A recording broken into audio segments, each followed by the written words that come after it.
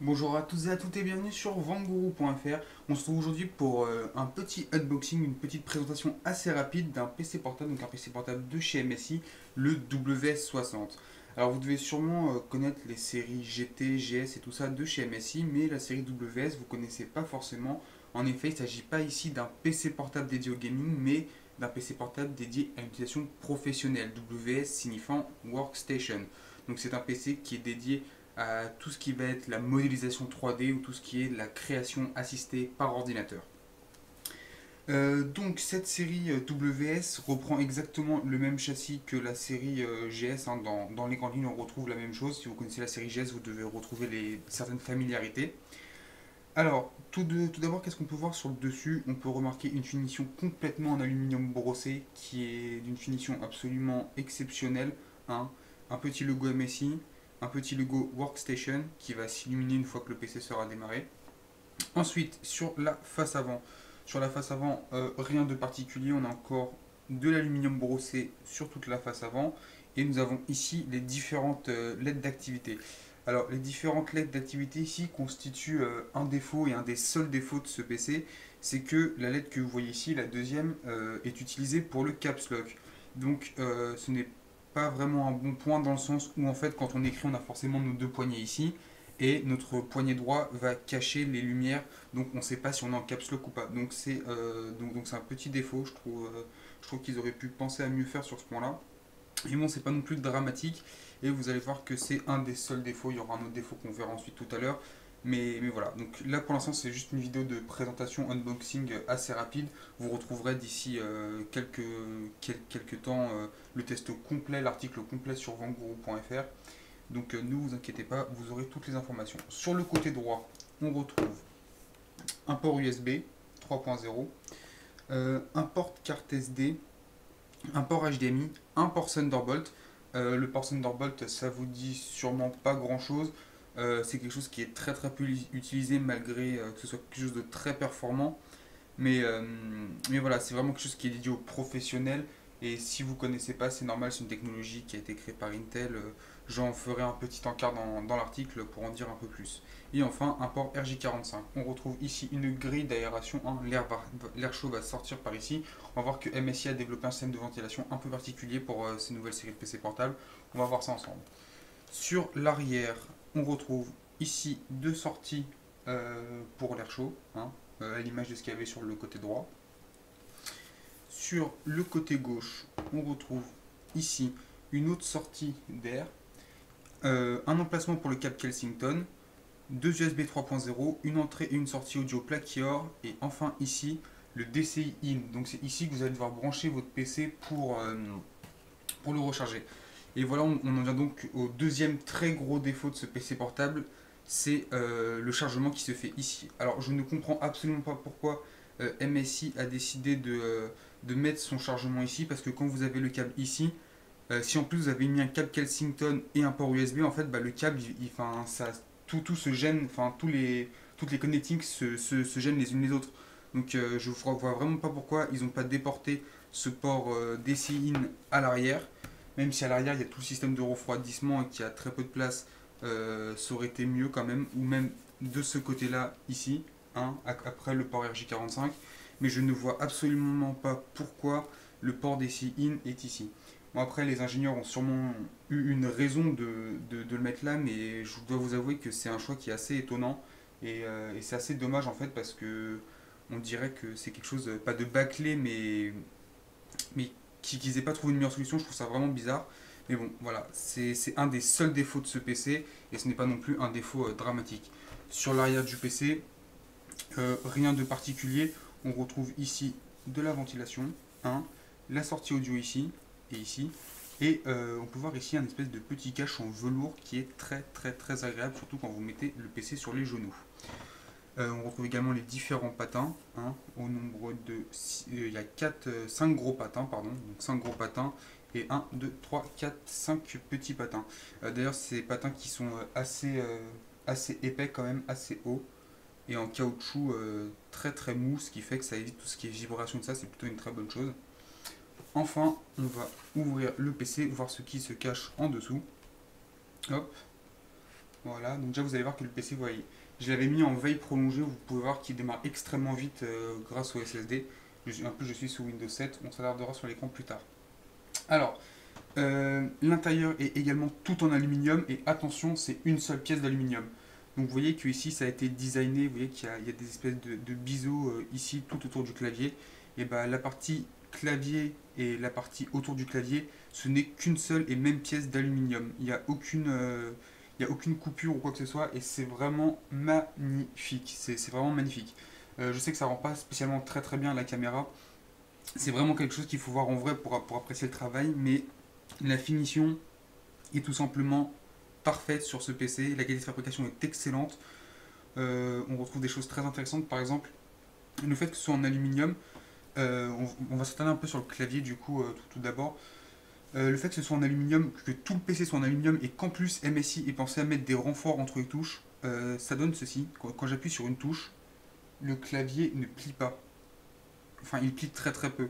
Parce qu'en fait, MSI a eu l'idée de rajouter des petits renforts entre chaque touche, ce qui fait que quand on appuie, ça plie très très peu et ça donne vraiment une sensation de qualité assez impressionnante. Et c'est même très qualitatif d'ailleurs. Donc c'est vraiment un très très bon point là-dessus. Ensuite, le clavier, il est très très silencieux. C'est très agréable à utiliser, surtout le bouton entrée qui est vraiment extrêmement silencieux. Mais l'ensemble du clavier est très silencieux. La frappe est très très agréable. Elle est assez franche néanmoins, c'est-à-dire qu'on n'aura pas l'impression de pas appuyer ou quoi que ce soit. C'est vraiment très très très très bon. On a un rétroéclairage qu'on pourra personnaliser. Donc c'est pas un rétroéclairage RGB parce qu'il n'y a pas les 16 millions de couleurs, mais il y a quand même largement de quoi faire. On pourra par exemple faire des vagues, on pourra faire enfin, plein de choses, les choses habituelles, donc les respirations, les vagues. On pourra également allumer le clavier en fonction de la musique qui passe, enfin tout ce genre de choses qu'on pourra faire. On pourra même associer deux couleurs, enfin il y a plein de choses à faire. Mais je répète encore une fois, c'est pas du RGB, mais c'est quasiment tout comme en fait, hein. On peut voir que c'est SteelSeries ici qui a fait le clavier, hein. Donc SteelSeries, bah, là, il n'y a pas grand chose à dire sur SteelSeries, hein. C'est une marque extrêmement qualitative qui est connue et reconnue, que ce soit chez les gamers ou chez les autres utilisateurs d'informatique. Donc voilà, c'est un excellent choix qu'a fait Messi de confier son clavier à SteelSeries qui a fait un travail exceptionnel. On retrouve ici une marque que vous connaissez peut-être pas, c'est Dynaudio. Donc Dynaudio, c'est ceux qui font le son pour ce PC, donc les enceintes. Et là, c'est quelque chose qui m'a absolument bluffé, c'est la qualité sonore des enceintes qui est absolument monstrueuse. Donc, restons dans le contexte, il s'agit toujours d'un PC portable, hein. Donc vous n'aurez jamais la qualité audio d'une bonne sono, d'un bon kit d'enceinte ou d'un casque, mais pour un PC portable, c'est juste exceptionnel. C'est même mieux que les enceintes d'un MacBook, qui pourtant les enceintes d'un MacBook sont vraiment excellentes. C'est un des gros points forts des MacBooks, c'est vraiment la qualité audio. Là, c'est encore un cran au-dessus et je dois dire que c'est vraiment impressionnant à écouter pour un PC portable, hein. Attention, pour un PC portable. C'est même, on va dire que c'est même mieux que certaines enceintes nomades que vous avez pour vos téléphones ou autres. C'est vraiment au-dessus de ça. Et c'est vraiment, vraiment impressionnant, quoi. Donc ensuite on a un bouton Power On, tout ce qu'il y a de plus classique, qui va s'illuminer en orange quand le PC sera en activité. Donc dès que vous lancez un programme et que voilà, là, ça s'allume en orange, c'est assez sympa. Ici on a les spécificités principales du PC, donc ça on va s'y attarder un petit peu. Alors au niveau du processeur, on retrouve un processeur quad-core, un processeur HQ quad-core. Donc un i7 qui est vraiment très très très performant. Donc forcément pour tout ce qui est création assistée par ordinateur, modélisation 3D et autres activités de graphisme, c'est vraiment ce qui se fait de mieux. En carte graphique, on retrouve quelque chose de particulier qui fait la grande particularité de ce PC, c'est donc une Nvidia Quadro 2100M. Les Nvidia Quadro sont des cartes graphiques qui sont destinées aux professionnels.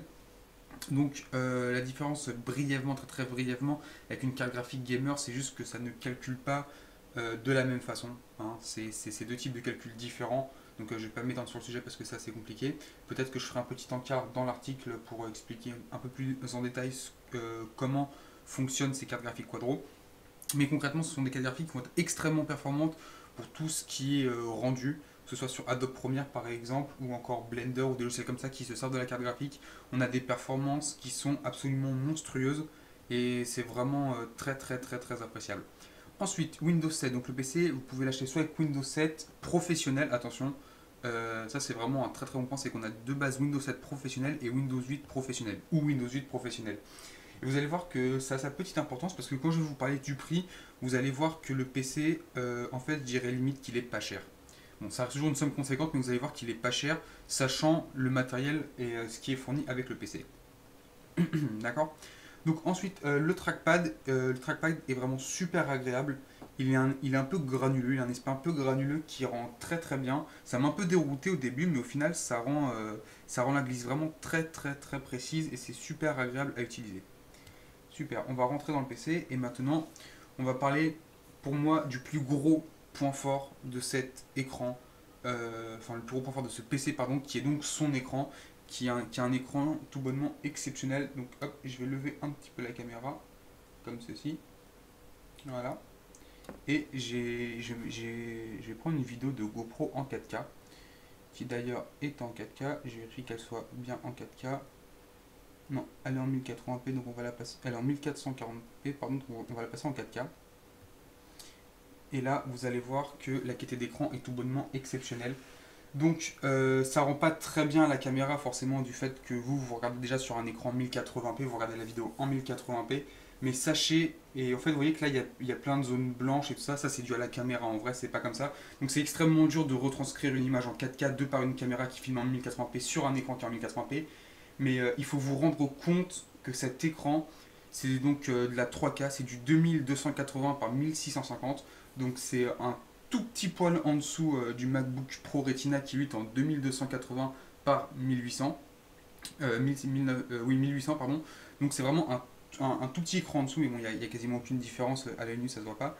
Et là, c'est vraiment un écran qui est juste sublime. Les détails, la profondeur des couleurs, c'est vraiment exceptionnel. Le seul petit défaut, c'est peut-être au niveau des noirs. Mais bon, c'est vraiment, si on est très critique au niveau des noirs, ça pourrait peut-être un petit peu être mieux. Mais sinon, voilà, à première vue, c'est un écran qui est vraiment exceptionnel. De plus, c'est un écran IPS. Donc ce que vous allez voir qui est extraordinaire, c'est ça. Que vous regardiez comme ça ou comme ça, peu importe l'angle de vision, il n'y a pas de zone d'ombre sur l'image. Vous voyez? Et ça, c'est vraiment exceptionnel et ça rend vraiment super super bien. Vous voyez, j'ai beau l'aplatir au maximum, vous voyez, ou alors le faire plier au maximum. Voilà, vous voyez que l'image, il n'y a pas de zone d'ombre dessus. Vous pouvez limite regarder la vidéo comme ça, quoi. C'est quelque chose de hyper impressionnant. Et ça marche aussi sur le côté. Bon là, forcément, il y a la lumière de ma fenêtre, donc ça fait un reflet. Et sinon, vous voyez que il n'y a pas de zone d'ombre et que l'angle de vision est juste impressionnant. Vous voyez? Donc ça, c'est un gros point fort, surtout pour un PC qui a une utilisation professionnelle. C'est vraiment quelque chose qui va faire la différence. Ne serait-ce que pour regarder un film, c'est juste génial. Par exemple, si vous êtes plusieurs devant l'écran, euh, bah, tout le monde aura la même vision sur l'écran et ça c'est vraiment très très bon. Donc je rappelle, c'est un écran 15,6 pouces, si vous ne l'aviez pas déjà deviné. Rétroéclairage à LED, donc avec un large angle de vision comme je l'ai dit. Sinon je n'ai pas dit, on retrouve un SSD de 128 Go à l'intérieur de cette machine. Et on retrouve également un disque dur de 1 Tera. Mais donc vous allez me dire, ouais, le disque dur c'est pas top pour une session professionnelle, sauf que ce fameux disque dur de 1 Tera est en 7200 tours minutes, donc on arrive un peu à sauver les meubles et ça reste un disque dur assez performant pour le stockage de masse, ce sera très bien. Donc on va faire ensemble un petit tour du propriétaire. Vous voyez, donc le rétroéclairage complet du clavier. Donc bien sûr, comme il fait jour, ça rend pas extrêmement bien, mais il est là, je vous assure. Vous voyez, on voit bien ici l'aluminium brossé. Hein. C'est vraiment quelque chose d'exceptionnel. La finition et la qualité de fabrication de ce PC est juste hallucinante. On va ensuite parler du système de refroidissement parce que comme on a vu au début de la vidéo, l'air s'échappe par la droite, par la gauche et par derrière, mais dans ce cas-là, où rentre l'air? Et bien en fait, l'air va rentrer ici, au-dessus. Vous voyez toute la grille qui est là en fait, bah, cette grille-là, c'est là où l'air va rentrer pour après s'échapper sur les côtés et derrière. Donc ça, c'est pas mal du tout. Honnêtement, c'est un système de refroidissement qui marche bien. J'ai déjà pu tester très brièvement les températures et au niveau des températures, c'est assez impressionnant parce que le PC est froid. Après, la ventilation se déclenche assez tôt. Et donc ça fait du bruit. Ça fait du bruit, ça fait moins de bruit que les anciennes générations de PC de MSI, mais ça fait toujours un petit peu de bruit quand même. C'est pas plus gênant que ça, mais surtout ce qui est impressionnant, c'est vraiment la puissance de refroidissement qui est vraiment excellent. C'est excellent. Le refroidissement du PC est excellent. Moi, j'ai pas encore vraiment poussé le test très loin parce que j'ai reçu le PC que hier, mais de ce que j'ai déjà pu tester, c'est vraiment très très bon. Bien évidemment, vous en saurez plus dans l'article. Hop, voilà. Oui, hop, même quand on regarde un fond d'écran comme ça en HD, ça rend vraiment super bien quoi. Encore une fois, vous voyez, tout le blanc qui est là, c'est dû à la lumière du jour qui fait jour quand je fais cette vidéo. Mais je vous promets que ça rend vraiment extrêmement bien et la qualité d'image est simplement mais complètement bluffante.